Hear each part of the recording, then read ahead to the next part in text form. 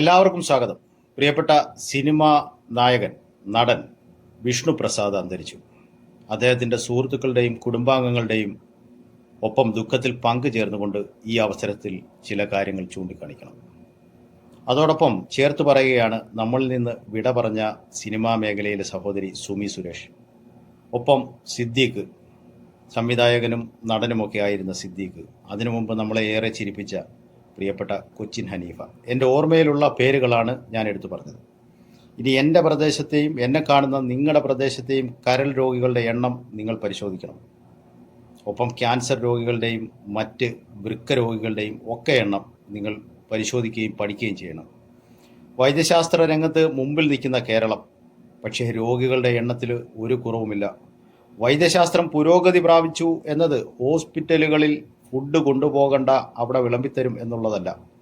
നമ്മുടെ ഇടയിലെ രോഗികളുടെ എണ്ണം കുറയ്ക്കുക എന്നതാണ് വൈദ്യശാസ്ത്രത്തിൻ്റെ പുരോഗതിയായി ഞാൻ കാണുന്നത്.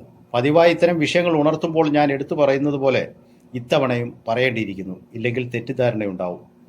ശാസ്ത്രമേഖലയ്ക്കെതിരല്ല, പക്ഷേ കൃത്യമായ ശാസ്ത്രം പുറത്തു വരണം. മറച്ചു പിടിക്കുന്ന ശാസ്ത്രത്തെയും പുറത്തു കൊണ്ടുവരണം.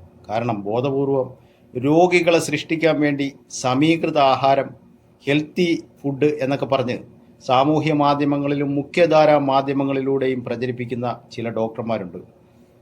ഇത് തിരുത്തി പറയേണ്ടിയിരിക്കുന്നു. കേരളത്തിലെ ഭക്ഷണ സംസ്കാരം ഉടച്ചു വാർക്കുക എന്നതല്ലാതെ യാതൊരു പോംവഴിയില്ല. ഞാൻ ഈ മുകളിൽ പറഞ്ഞതും ഇനി പറയാനിരിക്കുന്നതുമായ രോഗങ്ങൾ, കിഡ്നി രോഗികൾ ഒരറ്റത്തുണ്ട്, ക്യാൻസർ രോഗികൾ ഒരറ്റത്തുണ്ട്. ഓരോ പ്രദേശത്തെയും രോഗികളെ നിങ്ങൾ എണ്ണി നോക്കണം. ഡയാലിസിസ് യൂണിറ്റ് ഉണ്ടാക്കി എന്നുള്ളത് കൊണ്ട് കിഡ്നി രോഗികളെ കുറയ്ക്കാൻ സാധിക്കത്തില്ല. ലിവർ ട്രാൻസ്പ്ലാന്റേഷനുള്ള സംവിധാനം ഉണ്ട് എന്നുള്ളത് കൊണ്ട് ലിവർ രോഗികളെ കുറയ്ക്കാൻ സാധിക്കത്തില്ല. റേഡിയേഷനും കീമോയ്ക്കുമൊക്കെ ഉള്ള സംവിധാനങ്ങളുണ്ട് എന്നുള്ളത് കൊണ്ട് ക്യാൻസർ രോഗികളുടെ എണ്ണത്തെ കുറയ്ക്കാൻ സാധിക്കത്തില്ല.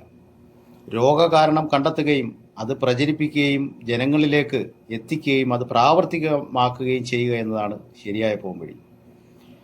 നമ്മുടെ ഓരോ സോഷ്യൽ മീഡിയയിലും അല്ലെങ്കിൽ മുഖ്യധാരാ മാധ്യമങ്ങൾ ഉൾപ്പെടെ ഇപ്പോൾ സാമ്പത്തിക സഹായം ആവശ്യപ്പെട്ടുകൊണ്ട് വരുന്ന പോസ്റ്റുകൾ ഷെയർ ചെയ്യുന്നത് കാണാൻ സാധിക്കാം. എനിക്കും നിങ്ങൾക്കും വരാതിരിക്കട്ടെ എന്ന് പ്രാർത്ഥനയോടുകൂടി പറയുകയാണ്. രോഗകാരണങ്ങൾ കണ്ടെത്തുകയും പ്രചരിപ്പിക്കുകയും ചെയ്യുക എന്നുള്ളതാണ് ഇത്തരത്തിലുള്ള സാഹചര്യങ്ങളിൽ നിന്ന് മാറി നിൽക്കാനുള്ള ശരിയായ പോംവഴി. അത് മുഖ്യമായ കാരണമായി കാണുന്നത് മധുരത്തിൻ്റെയും അന്നജത്തിൻ്റെയും സസ്യ എണ്ണയുടെയും അമിതമായ ഉപയോഗം. ഇത് ജനങ്ങളിലേക്ക് ബോധവൽക്കരണം നടത്തുന്നതിന് ഇത്തരം ഉൽപ്പന്നങ്ങളുടെ മുകളിൽ കൃത്യമായി രേഖപ്പെടുത്തേണ്ടിയിരിക്കുന്നു. ഞാൻ ഈ പറഞ്ഞു തുടങ്ങി വെച്ച പേരുകളിൽ ആരും മദ്യപിക്കുന്ന വ്യക്തികളാണ് എന്ന് എൻ്റെ അറിവിലില്ല.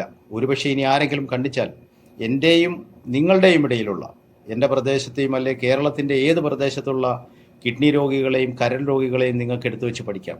അതിൽ മദ്യപിക്കുന്നവർ വളരെ ചുരുക്കമായിരിക്കാം. ഒന്നോ രണ്ടോ ഒറ്റപ്പെട്ട സംഭവങ്ങൾ ഉണ്ടാവാം. അപ്പം മദ്യം പോലെ തന്നെ വില്ലനായ മറ്റ് ഘടകങ്ങളുമുണ്ട് എന്നുള്ളത് നമുക്ക് അനുമാനിക്കാൻ സാധിക്കും വളരെ ലളിതമായിട്ട്. അവിടെ എപ്പോഴും ഒറ്റപ്പെടുത്തുന്നത് മാംസാഹാരത്തെയും അല്ലെങ്കിൽ പച്ചക്കറിയുടെ കീടനാശിനിയുമൊക്കെയാണ് പറയുന്നത്. വാസ്തവത്തിൽ അത് മാത്രമല്ല, നമ്മൾ നല്ലതാണ് എന്ന് ധരിച്ചു വച്ചിരിക്കുന്ന പല ഭക്ഷണ പദാർത്ഥങ്ങളുടെയും അമിതമായ ഉപയോഗം നമ്മളെ ഇത്തരം രോഗികളാക്കി മാറ്റുന്നു. ഇത്തരം വിഷയങ്ങൾ നമുക്ക് സംസാരിക്കുകയും ചർച്ച ചെയ്യുകയും ചെയ്യുന്നതിന് ഇത് കൂടുതൽ ആൾക്കാരിലേക്ക് എത്തിക്കണമെന്ന് ഞാൻ അഭ്യർത്ഥിക്കുകയാണ്. നമ്മുടെ സർക്കാരിൻ്റെ ശ്രദ്ധയിൽ ഇത് കൊണ്ടുവരണം. വേണ്ടി വന്നാൽ ഒരഴിച്ചുപണി നമ്മുടെ ഭക്ഷണ സംസ്കാരത്തിൽ കൊണ്ടുവരുന്നതിനുമൊക്കെ ഓരോ മനുഷ്യരും ഒരു ചെറിയ വിരലെങ്കിലും ചൂണ്ടിയില്ലെങ്കിൽ വരും കാലങ്ങളിൽ രോഗികളുടെ എണ്ണം ക്രമാതീതമായി വർദ്ധിക്കുക തന്നെ ചെയ്യും. Thanks for watching.